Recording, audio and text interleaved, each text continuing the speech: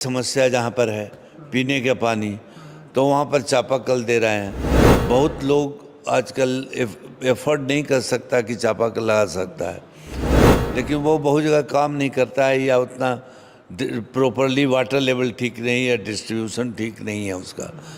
जहाँ पानी है तो पानी के कारण गली में आ जाता है, तो उसके कारण पानी और नली गली एक साथ हो जाता है, तो स्वास्थ्य का प्रॉब्लम होता है।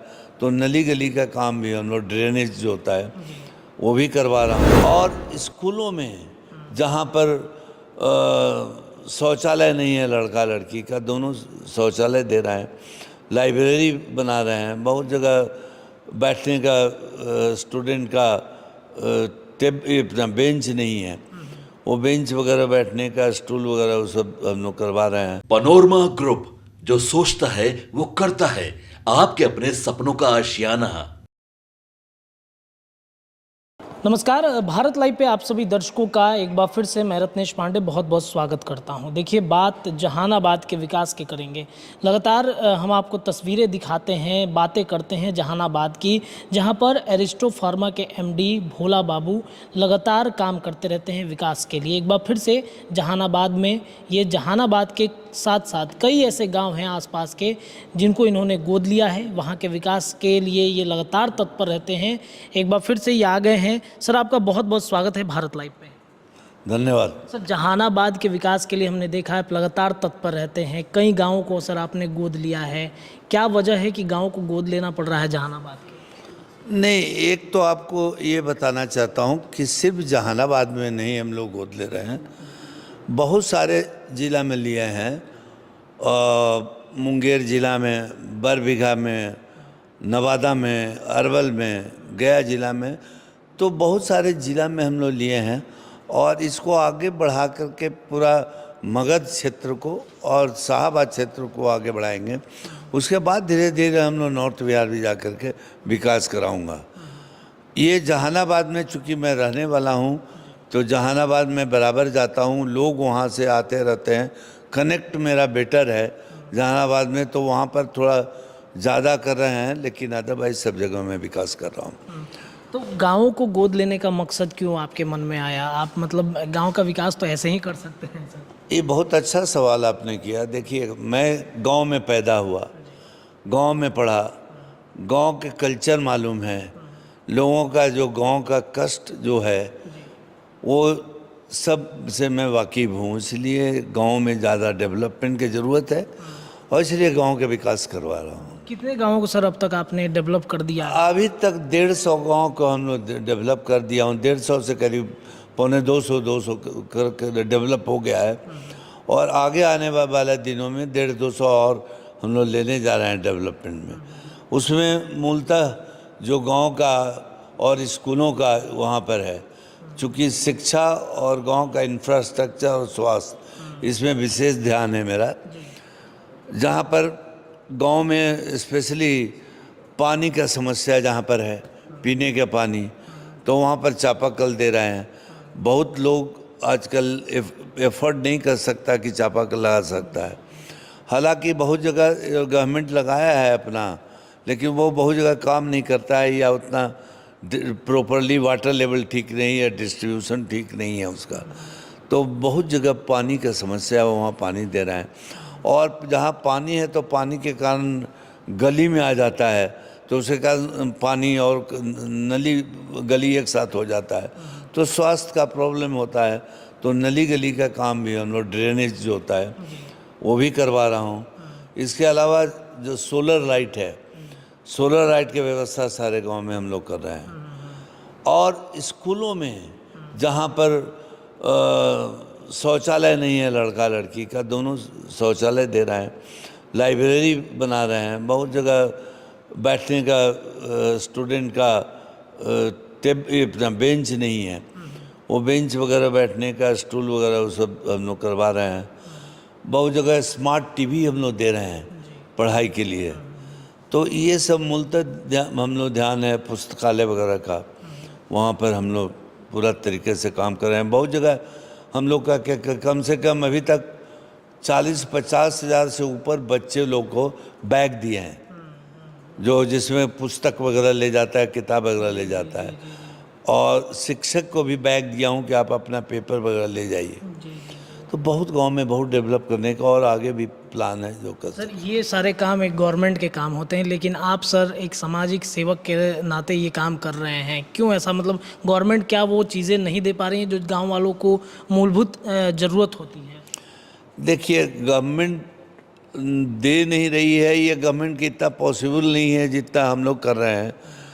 गवर्नमेंट जो दे रही है, जहाँ नहीं हो रहा है वहाँ हम लोग कर रहे हैं। अभी भी बहुत गांव में, बहुत स्कूलों में ये सब ज़रूरत है, जो कि नहीं हो रहा है वहीं पर हम लोग दे रहे हैं।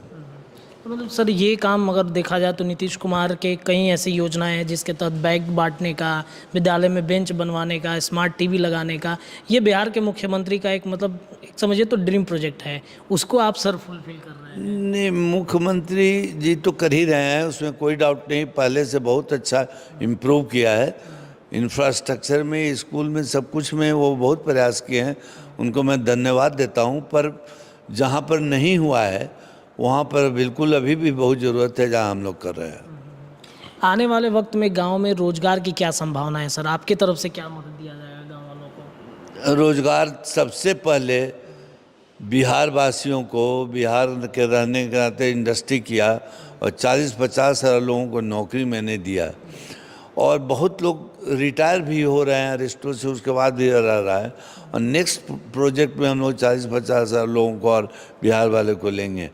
और इससे क्या हुआ कि हम लोग का जो अदर इंडस्ट्री है, जैसे हम लोग को सप्लाई करता है, कोरुगेटेड बॉक्स हो गया, पीपी कैप हो गया, वाटर फॉर इंजेक्शन हो गया, उसमें भी हमने बिहार वाले को कोशिश किया कि उसमें बिहार वाले को लें। तो इससे बहुत तरह के एम्प्लॉयमेंट हुआ है, और जो एम्प्लॉय हुआ वो सब हम लोग के यहाँ से ट्रेनिंग लेके दूसरी कंपनियां में गया, अरिस्टोई में नहीं, दूसरी कंपनी में गया, और वहाँ पर अपने बिहार वासियों को ले जा करके नौकरी दिलवाया, जिसको हम लोग ट्रेनिंग दिए। तो इनडायरेक्ट एम्प्लॉयमेंट भी बहुत बड़ा है। एरिस्टो फार्मा बिहार के कितने बेरोजगारों को नौकरी देगा? पलायन कैसे रोकेगा? अब मैं जैसा कि बोला आपको कि 40-50 हज़ार अभी फिर से मैं नौकरी दूंगा, और पलायन के लिए मैं अभी प्रोग्राम जहानाबाद एसएस कॉलेज में था। यहाँ पर एक ज़माने में सबसे ज़्यादा शुगर मिल था बिहार में। दूसरे स्टेट वाले बोलते थे कितना शुगर मिल कैसे है, भागलपुर में सिल्क बनता था इतना अच्छा। यहाँ पर से पहले मछली इतना जाता था बाहर में, बहुत सारे चीज़ यहाँ से जाता था बन करके। गया में हैंडलूम का बहुत बड़ा ये था। तो एक ज़माने में बिहार में आप बरौनी में चाहे तो रिफाइनरी ले लीजिए, वहाँ पर बिजली का पावर हाउस बहुत था, खाद का लगा, ये श्री बाबू शुरू में किए, बोकारो में दिए। उस समय बिहार और झारखंड एक ही था। तो बोकारो को जाके जवाहरलाल नेहरू जी से मिल जा कर के यहाँ उजा रहा था दूसरे जगह। तो स्टील का इतना बड़ा फैक्ट्री दिए, HEC आप लोगों को मालूम होगा, जो रांची में HEC। तो सारा इंडस्ट्री, कोयला यहाँ कितना था उस समय बिहार और एक था झारखंड में रिचेस, वो झारखंड में चला गया। लेकिन एक ज़माने में बिहार के बहुत दूसरे स्टेट ये करता था, बंगाल में उतना नहीं इंडस्ट्री था जितना बिहार में था। आप पूरे नॉर्थ बिहार, पूर्णिया, कटिहार से लेकर दरभंगा, सहरसा में जहाँ पर पानी जहाँ जमा रहता था, वहाँ पर जूट बहुत होता था। लोग जेठ बैसाख में जूट लगा देते थे, पानी भर जाता था, और जूट से यहाँ पर मैक्सिमम सारे स्टेट से ज़्यादा यहाँ जूट होता था, और जूट चला जाता था कलकत्ता, इंडस्ट्री वहाँ होता था। वही जूट का इंडस्ट्री अभी भी यहाँ हो सकता है। यहाँ पर मखाना का कितना स्कोप है। मैं गया USA में, मैं गया स्विट्ज़रलैंड में, वहाँ पर देखे कि मखाना बिहार का बना हुआ है। तो इसका स्कोप बहुत है। तो स्मॉल जो है, जितना अब सेल्फ एम्प्लॉयमेंट जितना हो सकता है लघु उद्योग का, या मछली पालन वगैरह यहाँ पर, तो उसका बहुत बड़ा पूरा स्कोप है। इसको बढ़ाने की ज़रूरत है, और मैं उसमें कोशिश कर रहा हूँ कि उसमें ट्रेनिंग दूँ लोगों को, बच्चे को, कैसे मछली पाला जाता है या कैसे स्मॉल इंडस्ट्री में कैसे हम लोग डेवलप कर सकते हैं। अभी एथेनॉल देखिए, एथेनॉल का यहाँ पहले 10% पेट्रोल में एथेनॉल डाला जाता था, अभी उसमें 15% अभी किया जा रहा है, अब 20% उसमें करने की तैयारी है। और उसमें जैसा कि अपना रिसर्च, इंडिया का जो रिसर्च डिपार्टमेंट है, 50% भी कैपेसिटी है कि एथेनॉल जा सकता है।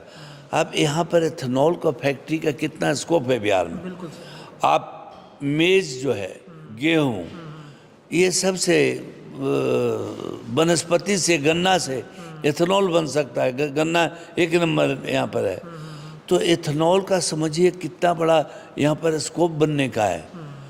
जो ही 10% से 15% से बढ़ा और 15% से 20% होगा तो एथेनॉल का बहुत ये स्कोप है। तो यहाँ पर 100 एथेनॉल का लग जाएगा तो बहुत बड़ा स्कोप है।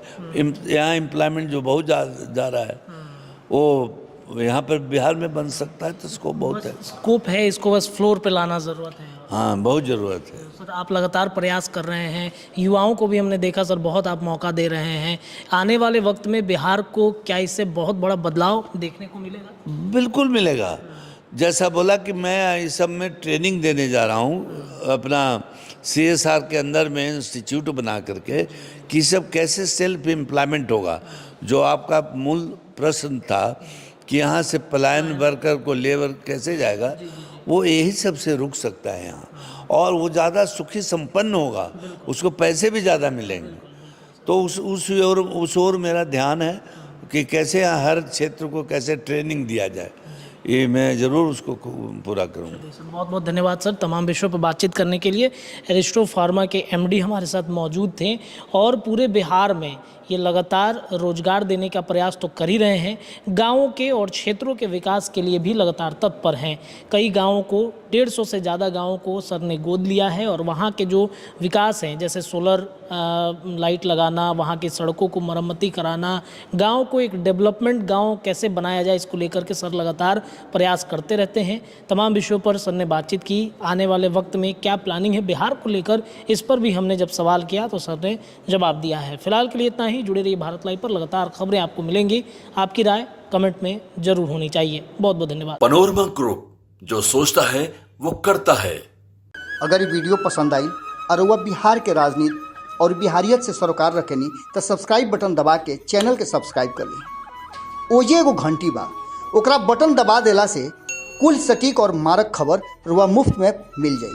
अगर रुआ पत्रकारिता के हमनी के नया प्रयोग में सहयोग कर चाहतानी तो ज्वाइन बटन दबा दी। पेटीएम नंबर नोट कर ली 9386816700। धन्यवाद।